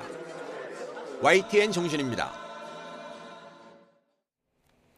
이제 정치권은 조기 대선을 치르게 됐습니다. 관련 법상 대선은 60일 안에 끝내야 하는데 구체적인 날짜로는 6월 초, 특히 3일이 유력하다는 분석입니다. 홍민기 기자입니다. 우리 헌법은 파면을 포함해 대통령이 공석이 된 경우 그로부터 60일 안에 대선을 치르도록 하고 있습니다. 대통령이나 대통령 권한대행이 최소 50일 전에는 선거일을 공고해야 한다는 선거법 조항도 있습니다. 이에 따라 다음 대선은 5월 24일부터 6월 3일 사이에 치러져야 합니다. 이 가운데 주말과 함께 투표율이 떨어질 수 있는 월요일, 금요일을 제외하고 선거일 닷새 전부터 치러지는 사전투표 일정까지 고려하면 대통령 선거일은 60일 뒤인 6월 3일이 가장 유력하다는 관측이 많습니다. 지난 2017년 박근혜 전 대통령의 탄핵으로 치러진 제19대 대선도 헌재 탄핵 결정 60일 뒤인 5월 9일에 치러졌습니다. 이 일정대로라면 선거 2주 전인 다음 달 20일부터는 재외국민 투표가, 29일과 30일에는 사전투표가 치러지게 됩니다. 대선 주자들도 본격적인 레이스에 돌입하게 됐습니다. 이제부턴 대선 예비 후보로 등록할 수 있고 출마 의사가 있는 지방자치단체장 등 공무원은 선거일 30일 전까지 사직해야 합니다. 각 당이 경선을 거쳐 다음 달 11일까지 대선 후보를 결정하면 대선 대진표가 최종 확정됩니다. 이어 선거 전날인 6월 2일까지 대선 후보들은 22일에 걸친 선거운동에 뛰어듭니다. 당선된 제21대 대한민국 대통령은 당선이 결정된 직후부터 5년간의 임기를 시작합니다. YTN 홍민기입니다. 조기 대선 사유가 확정되면서 중앙선거관리위원회가 대선 예비 후보자 등록을 받기 시작했습니다. 예비 후보자가 되려는 사람은 피선거권 증명서류 등을 선관위에 제출하고 후보자 기탁금의 20%인 6천만 원을 내면 됩니다. 유학생과 주재원, 여행자 등 외국에서 투표하려는 선거권자도 중앙선관위 홈페이지나 재외공관에서 국외 부재자로 신고할 수 있습니다. 탄핵 찬반으로 엇갈렸던 국민의힘 잠룡들은 헌재 선고 이후 일제히 극복과 통합의 메시지를 내놨는데요. 보수 지지층을 달래고 조기 대선에 대비하는 기류인데 홍준표 대구시장은 대선 출마 의사를 밝히며 정치 인생 마지막 사명이라고 밝혔습니다. 손효정 기자입니다. 윤석열 전 대통령이 헌법재판관 만장일치로 파면되자 국민의힘 차기 대권 주자들은 참담함을 나타내면서도 헌재 판단에 승복하겠다는 메시지를 앞다투어 내놨습니다. 현재 유력 주자인 탄핵 반대파 김문수 고용노동부 장관은 SNS에 국민이 직접 선출한 대통령이 또다시 파면돼 안타깝다며 아픔을 이겨내고 어려움을 극복해 더욱 위대한 대한민국으로 발전하도록 힘을 모으자고 당부했습니다. 탄핵 찬성파 주자들도 통합과 미래의 방점을 찍었습니다. 한동훈 전 대표는 끝이 아니기에 서로를 비난하지 말고 모두 함께 가자고 제안했고, 안철수 의원도 혼란과 갈등의 밤을 끝내고 국정 안정과 국민 통합을 향해 나아가야 한다고 강조했습니다. 유승민 전 의원 역시 보수가 새롭게 거듭나야 한다며 깨트리지 않고 세울 수 없다는 불파 분립의 각오로 다시 시작하자고 목소리를 높였습니다. 오세훈 서울시장은 탄핵 관련 메시지는 자제했는데 당분간 시정에 집중하며 숙고의 시간을 갖겠다는 계획입니다.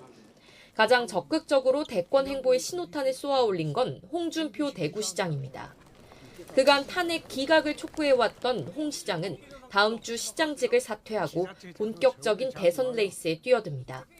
대권 주자들이 헌재 선고 이후 일제히 승복과 단합을 강조한 건 실망한 지지층을 달래고 눈앞으로 다가온 조기 대선을 대비하겠다는 의도로 풀이됩니다. 보수 진영에선 최대 10명이 넘는 후보가 대선 출마를 선언할 것으로 보이는데 지지층을 겨냥한 선명성과 중도층을 포섭하기 위한 확장성 사이에서 적절한 균형을 잡아내야 한다는 숙제가 남았습니다. YTN 손효정입니다. 이철우 경북도지사가 대한민국 자유민주주의를 지키기 위해 자신부터 온몸을 바치겠다며 대선 출마 가능성을 시사했습니다. 이 지사는 자신의 SNS에 자유우파 대통령이 모조리 쫓겨나고 시해되고 감옥 가고 탄핵당하는 현실이 너무 안타깝다며 이같이 적었습니다. 그러면서 남북한 사상전에서 자유우파가 밀리고 있어 이런 불행한 일들이 일어나고 있다며 국민의힘이 전국 순회 경선으로 자유우파 승리 여론을 형성해야 한다고 주장했습니다. 지난 대선에서 윤석열 전 대통령의 석패를 했던 더불어민주당 이재명 대표는 지난 3년 동안 명실상부한 야권의 유력 주자로 자리매김했습니다. 하지만 다가오는 대권 재도전에서 전철을 밟지 않기 위해선 당내 통합과 외연 확장이 절실하다는 지적도 나오고 있습니다. 이준엽 기자입니다. 지난 2022년 0.73%포인트 차이로 고배를 마신 민주당 이재명 대표. 역대 대선 후보들의 문법을 깨고 쉼표 없이 달려왔습니다. 대선 이후 3개월 만에 국회의원에 당선됐고 뒤이어 당대표직까지 단숨에 거머쥐었습니다. 체포동의안 가결 사태로 구속문턱에서 기사회생하며 당내 분열과 사법 리스크가 최고조에 이르기도 했지만 사법부에 깊은 감사의 말씀을 드립니다. 민주당만 175석 총선 압승을 이끌고 80% 넘는 득표율로 당대표직 연임까지 성공하며 대세론을 확립했습니다. 이제 3년 만에 다시 열리게 된 대선에서 유력 후보로 자리 잡은 이 대표에게도 통합과 중도 확장만큼은 여전한 과제로 꼽힙니다. 이 대표는 한동안 비이재명계 인사들과 연이은 만남으로 봉합을 꾀했지만 유튜브 방송에서 검찰과 비명계가 내통했다는 취지로 발언하며 찬물을 끼얹었다는 비판도 나왔습니다. 맞춰보니까 이미 다 짜고 한 짓이거든요. 누가 당내 일부하고. 비상계엄 사태 이후 실용주의를 표방하며 외연 확장에 공을 쏟았지만 우클릭 논란 등 기존 지지층과 균형 잡기가 아슬아슬하다는 우려도 제기됐습니다. 이념과 진영이 밥 먹여주지 않습니다. 검든 희든 지만 잘 잡으면 좋은 고양이 아니겠습니까? 여기에 공직선거법 2심 무죄 판결로 한결 부담은 덜었지만 8개 사건에서 5건 재판을 받고 있어 사법 리스크 뇌관도 여전합니다. 그럼에도 당내에선 비명계 잠룡들이 이재명 대표의 아성을 흔들기는 쉽지 않을 거라는 관측이 우세합니다. 앞으로도 이 대표는 민생과 통합에 방점을 두고 대선 행보를 이어갈 것으로 보이는데 얼마나 진정성을 보이느냐가 관건이라는 전망도 나옵니다. YTN 이준엽입니다. 더불어민주당은 검찰이 파면된 윤 전 대통령을 재구속하고 김건희 여사를 소환해야 한다며 이번이 검찰의 존재 이유를 보여줄 마지막 기회라고 주장했습니다. 노정면 원내대변인은 검찰은 희대의 법기술로 윤 전 대통령을 석방했고 멋대로 도이치모터스 주가 조작 사건을 처리했다며 이같이 밝혔습니다. 이어서 헌재의 결정으로 내란 행위가 위헌 위법이라는 사실이 확인이 됐고 도이치모터스 주가 조작 사범들도 대법원에서 유죄를 확정받았다며 윤 전 대통령 부부 수사를 정상화해야 한다고 강조했습니다.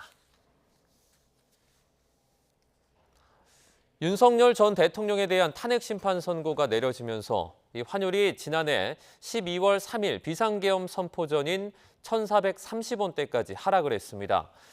달러가 약세를 보인 데다 커다란 정치적인 불안 요인이 제거됐기 때문인데 주가는 미국의 상호관세 부과 충격에 하락세를 멈추지 않았습니다. 류한홍 기자입니다.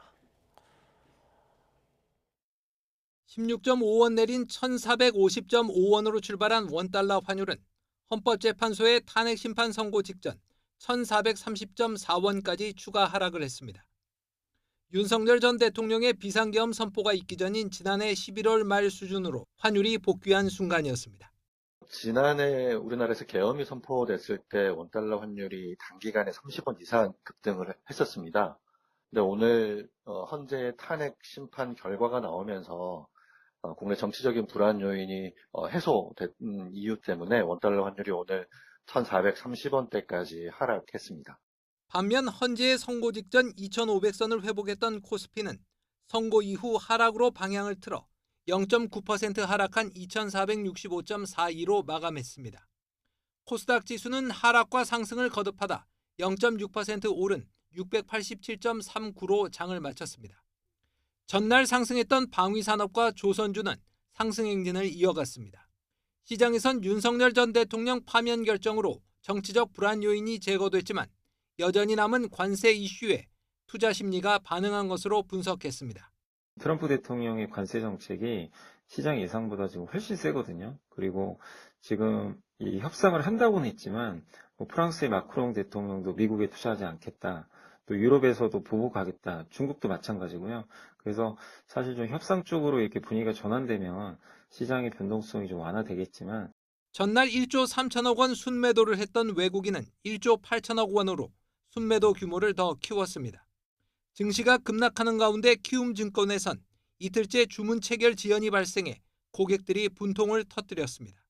키움증권은 오후부터 정상화됐다면서 전날 주문 폭주로 접속 서버에 병목 현상이 생겨 주문 처리가 지연됐다고 설명했습니다. YTN 유환홍입니다. 윤 전 대통령에 대한 파면 결정으로 우리 경제의 큰 불확실성 가운데 하나는 해소됐습니다. 하지만 막이 오른 대선 전국은 위기에선 우리 경제의 또 다른 불확실성이 될 수 있습니다. 일단 추경에 대한 타협이 시급합니다. 이승은 기자입니다.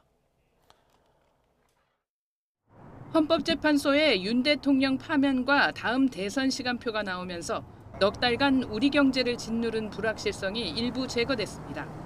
하지만 지금 우리 경제는 백척간두에 서 있습니다.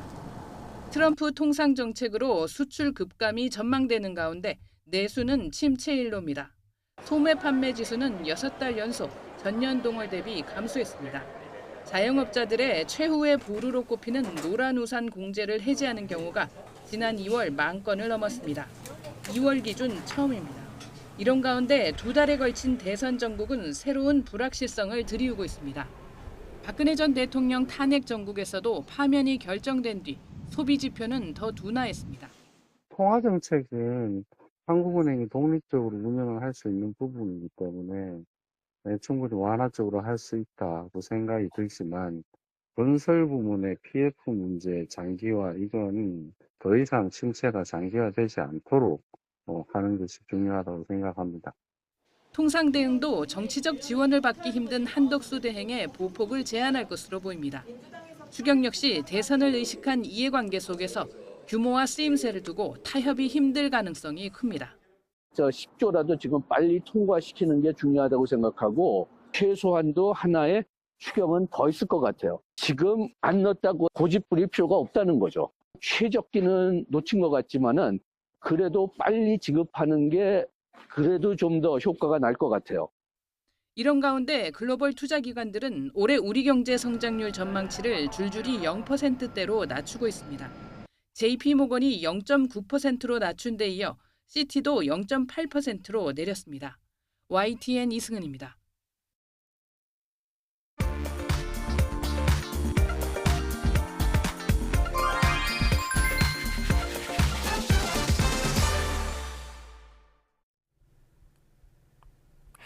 종일 전국 대부분 지역에 비 소식이 있음에도 불구하고 봄 기온을 느끼러 나들이 가는 차량들이 많았습니다. 지금은 집으로 돌아가는 차량들로 서울 방향 이동이 힘겨운데요. 주로 충청 이남에서 올라오는 노선이 힘겹습니다. 25번 논산 천안선 천안 쪽의 정체가 빠르게 길어지면서 정안 휴게소부터 남천안 나들목까지는 40분가량 잡아주셔야겠고요. 1번 경부고속도로 서울 쪽도 충청권을 지나기가 힘겹습니다. 먼저 옥산부터 목천까지 한 번에 13km 구간 속도 내기 힘겹고요. 경기권을 들어와서는 안성에서 안성 휴게소까지도 10km 구간 답답한데 지금 도로도 많이 젖어 있기 때문에 감속주행 신경 쓰셔야겠습니다. 25번 논산 천안선 천안 쪽으로도 앞서 말씀드렸듯 정안 휴게소 부근 긴 정체인데요. 이 정체는 남천안 나들목까지 21km 구간 힘겹습니다. 15번 서해안고속도로 서울 쪽 서해대교를 건너기까지 문제가 없지만 서평택 분기점부터 화성휴게소까지는 42분 정도가 필요하겠고요. 다시 한번 매송 휴게소와 팔곡분기점 사이로도 6km 구간 답답합니다. 50번 영동고속도로 인천 쪽 현재 경권권 내 정체는 없지만 경기권인 양지와 용인 사이 부분적인 정체 감안해 주셔야겠고요. 다시 한번 동수원과 부곡 사이로도 6km 구간 가다서다를 반복합니다. 빗길에선 감속주행 해주시고요. 고속도로 교통방송이었습니다.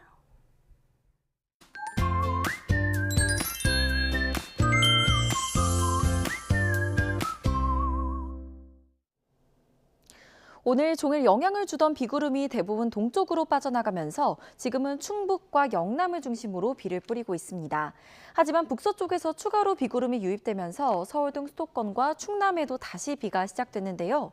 보다 기온이 낮은 경기 동부와 강원 산간은 눈이 내리는 가운데 강원 북부 산간은 여전히 대설주의보가 발효 중입니다. 오늘 강원도 향로봉에는 이미 20cm가 넘는 많은 눈이 쌓였지만 내일 새벽까지 강원 중북부 산간에 최고 5cm의 눈이 더 내리겠고요. 수도권과 충청, 경북에 5mm 미만, 영서에 최고 10mm의 비가 더 내리겠습니다.